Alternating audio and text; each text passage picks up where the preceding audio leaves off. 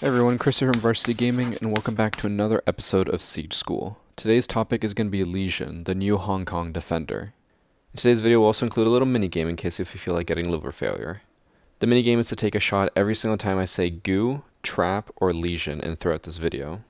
I haven't counted myself, but I have to guess that it's over at least 100 occurrences of saying any of those words. If anyone actually wants to do the work and count how many times I said any of those words, I'd be very interested to know the results. But anyways, back to Lesion. He is a 16th defender and was introduced in the Blood Orchid DLC. He's a 2-speed, 2-armor defender with 2 main weapons, the T5 SMG and the 612 silent shotgun. His primaries don't have really anything special besides the fact that the 612 can only be silenced. You cannot put on any other barrel attachment. And for a sidearm, he just has a Q929, which is just a standard pistol with a decent amount of damage. For his 2 gadgets, he can either have a shield or impact grenades. Out of these 2, the impact grenades are definitely the most chosen one, at least on the ranked playlist. Now for his special gadget. Lesion is equipped with goo mines. These are mines that can be placed on any flat surface and set off on attackers within 1 meter of them. And once they're placed, they activate a cloak device that makes them very difficult to see. Lesion can place up to 7 of these mines. He starts off with 1 at the beginning of the round and gets 1 new one every 35 seconds, which means that Legion's the first operator and the only current one to have a regenerative gadget. Every time he places down a goo, he gets a little mark on his HUD, and you can see where all of his previous goo mines have been placed. It's a very good way to make callouts and to know which goo went off when you can just take a look around the map and see which one is missing. Now when an attacker steps on the goo mine, it deals 10 damage on initial contact, then does 8 damage every single tick.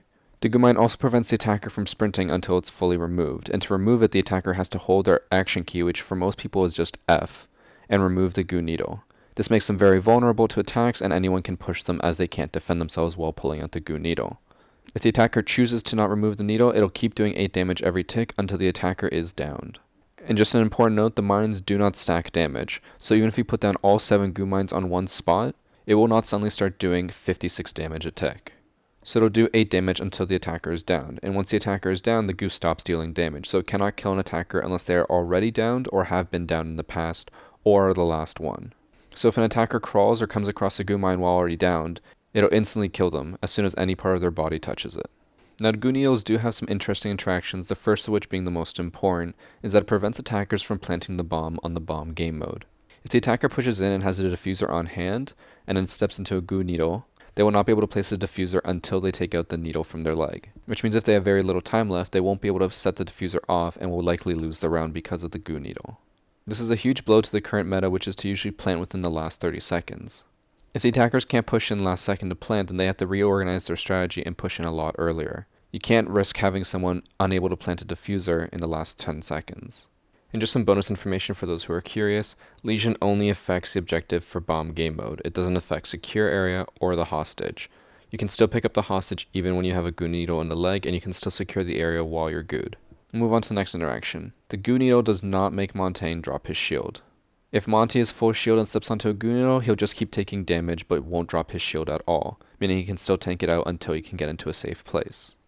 And the next few interactions are interactions with other gadgets. The goo needles count as an electronic gadget, which means they can be destroyed by a Twitch drone, bandit battery, or a Thatcher grenade. And that also means they can be tracked by IQ's electronic scanner. Beyond that, like most other gadgets, it can just be destroyed by plain explosives or bullets. And just to add, these goo needles are technically a small buff towards IQ.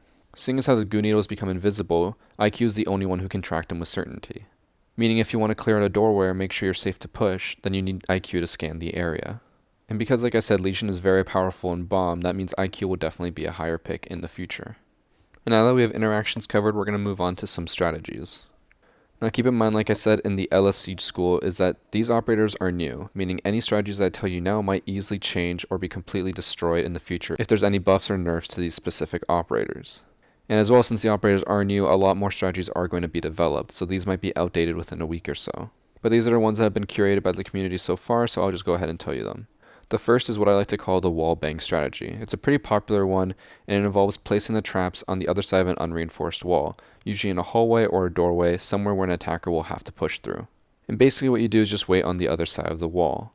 Once you hear the trap go off, you shoot through the wall and hopefully kill the attacker who stepped in your goo mine. This strategy can be very strong with the shotgun, as the shotgun is definitely the best close quarters combat weapon, but unfortunately I don't really have any footage of it because, for me, I prefer SMGs over shotguns almost any day. But it's definitely something to give a try. Now that we've covered wall bangs, I'm going to go into something that's kind of similar to that, and that is using lesions to peek. What this usually involves is putting lesions at doorways or hallways where you know the attackers are going to push through, and then just holding the angle, staring right at the goo, waiting for it to go off. As soon as it goes off, you peek and shoot the enemy as soon as you can. If they're in a hallway, they really have nowhere to run, and they'll usually panic, resulting in them not knowing what to do. So you have an easy chance to get a kill, as they'll be stuck standing in the middle of the hallway. So it pretty much involves the same principles as using the wall bang, but instead you're just using it in a hallway. The next strategy is called the run out strategy. It generally revolves around placing a trap outside of the defender's zone, so anywhere where a defender will get automatically marked for the attackers. You place the goo trap either in front of a window or around the corner of a door. It works best on balconies, where the attacker will have to rappel in and won't really have anywhere else to go. Once the attacker steps on the goo, you run outside and kill them. The strategy works fairly well because a lot of attackers really don't expect any goo traps to be outside of the defending zone. However, it can be pretty risky. If you get droned out, they might know what you're trying to plan, and then as soon as someone gets gooed, they'll all be watching, waiting for you to run out. But if they don't drone you out or don't expect that to happen, then it can be a huge surprise and definitely swing the match in your favor. However, this is one of those strategies that you should only do once in a match. Most smart players will come to expect something if you've already done it to them once. However, if you plan to do it again, just do it in a different location, somewhere where they won't expect the second time. And the last strategy is anchoring. This can either be on-site or off-site. So this mainly revolves around placing traps at every single entrance to a room and trying to hold the room. If you're doing this off-site, then that means holding a room that you think the attackers will have to push into in order to secure the objective. A popular example would be the CCTV room on border when you're defending the armory lockers. A lot of attackers like to push there because they don't want to run the risk of having a defender run out on them. And the strategy isn't necessarily about getting kills, it's more about wasting their time. You want the attackers to spend as much time as possible trying to get rid of you, and if you can hide inside of that room without putting yourself in much danger, then you're pretty much set. The attackers will be very hesitant to push as they don't want to set off a goo and then become victim to you peeking out at them. And if they do play it stupidly and do push in, then you definitely have a chance to pick them off after they've been hit by the goo. However, when anchoring on site, the strategy becomes more about making that final push for the attackers hell. So in most ranked games, attackers will generally wait until the last 30 seconds or so to really make the final push. In this time, the attackers can be very panicked and won't be looking for traps as much. So when they're pushing into the objective at the last second, if they get hit by a goo trap, this might make them panic.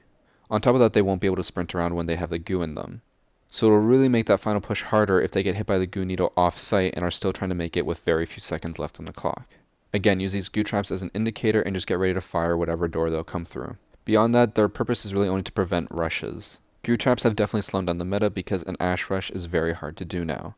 The attackers can't really rush the defenders when they can't even sprint after they've been hit. So use it as an early warning system or just as a way to slow down their rush. And now that we have strategies covered, I'm going to move on to gadget synergies. This is synergies between the goo needles and any other defender gadget. This could definitely be categorized as other strategies because it definitely requires teamwork and coordination. But the first of the synergies is frost traps. You can set up an insta-kill using frost traps and goo needles. As I mentioned earlier, a goo needle will instantly kill an operator if they're already downed and then come into contact with the goo needle. So here's what you want to do. You want to set up a frost trap next to a wall or deployable shield, somewhere where an attacker will vault in. Once the frost trap is down, you then put a goo needle next to the frost trap away from the entrance where they'll vault in. Positioning is very important in this, so you don't want to mess it up. Once they vault in, they'll get stuck on the frost trap. And once they're on the frost trap, they're obviously downed. And when they're down, their legs will sprawl out. When these legs sprawl out, they'll come into contact with the goo needle and instantly get killed. Since the attacker is considered downed, the goo needle will instantly kill them. The only downside to this strategy is that it definitely revolves around the attacker not knowing about it. So unfortunately, I think in any rank above gold, it really won't work too well as a lot of attackers are really good at clearing out frost traps. But on the plus side, if you do pull off something like this, then you'll get the admiration of your team. BG pal, I love you. I seen everything you just did. Alright, and the next in the gadget synergies is with Grismot concussion mines, aka Ella's gadget. Comboing goo and Grismots at a door can make an attacker super disoriented and make it incredibly hard to survive when defenders push them.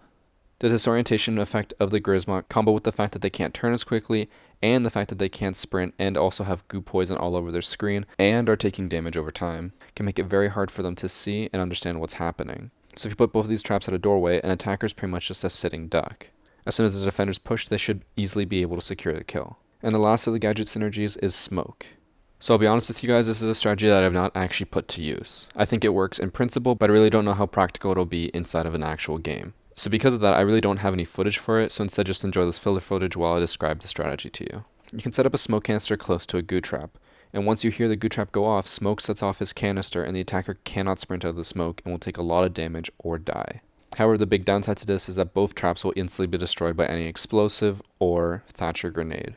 And smoke canisters aren't concealed, so they'll easily stick out to the attackers pushing in, which can definitely clue them into the fact that it's a trap and something's going to happen. There are a few other synergies, but they're really not that strong or don't bring anything to the table with the other person's gadget. But that'll be it for the information segment of this video. Now we're going to move on to the game show segment, which if you don't know is basically where I give you a question and then give you 10 seconds on the clock. You come up with an answer to my question and then I'll give you mine. If you think that yours is similar enough, then you can give yourself a point. And at the end of the quiz section, I'll put up a scoreboard to show you how well you did based on how many questions you got right. And with that all covered, let's get into the questions. Question 1. Can goo traps detonate when elevated? What this means is that, say, if you were to put a goo trap on top of a desk, and an attacker were to walk by, would they still get hit by it? Or does the goo trap have to be on the floor? With 10 seconds on the clock, go.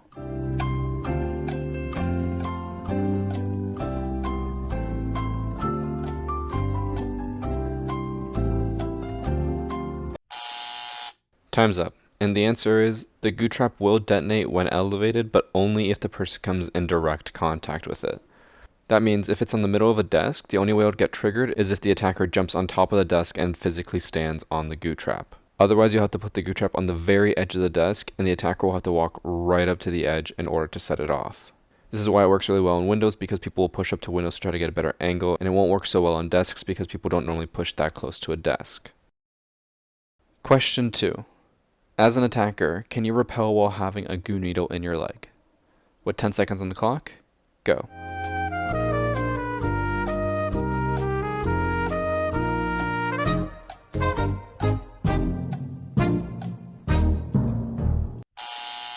Time's up. And the answer is, yes, you can repel while you have a goo needle in the leg. The only limitations that a goo needle applies is the fact that you can't sprint or plant the bomb. You can still do everything else. Question 3. As an attacker, if you're repelling and then get hit by a goo needle, can you remove the goo needle while repelling? With 10 seconds on the clock, go.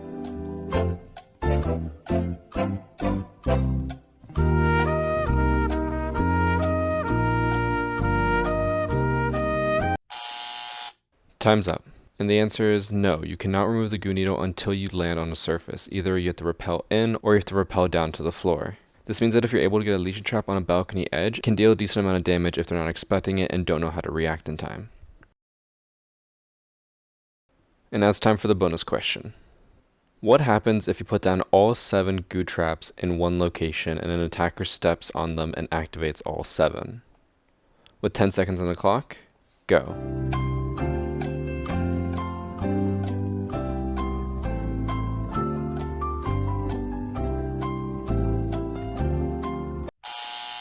Time's up, and the answer is, some form of dark magic will happen.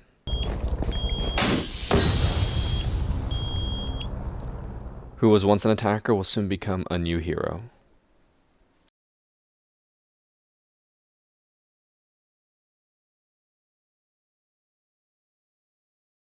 And that'll conclude today's Siege School. Thank you very much for watching, everyone. I hope you learned something new. Lesion has become one of my favorite operators, and I tried to condense everything that I know about him in this one video. I think he's incredibly strong and a trapper that actually works for once, instead of ones that like Frost and Capcan who were cool at first and then just went to the bottom of the barrel. Like I promised earlier, here are the scores based on the answers you got right in the quiz section. Let me know in the comments down below how well you did. And as per usual, my quick 2 plugs before I go. 1, I stream on Twitch every single day starting at noon Eastern Standard Time. I play a hell of a lot of Siege and I always try to interact with chat and answer any questions you guys might have. So if you want to tune in, make sure to follow the link on the screen or in the description below. The streams will usually go for about 4 hours, which means I'll end at about 4 p.m. Eastern Standard Time. And plug number 2, the Siege School shirt is available on the store. It's accompanied by a few other designs, but I feel like people who watch the series will be more inclined to pick up a Siege School shirt.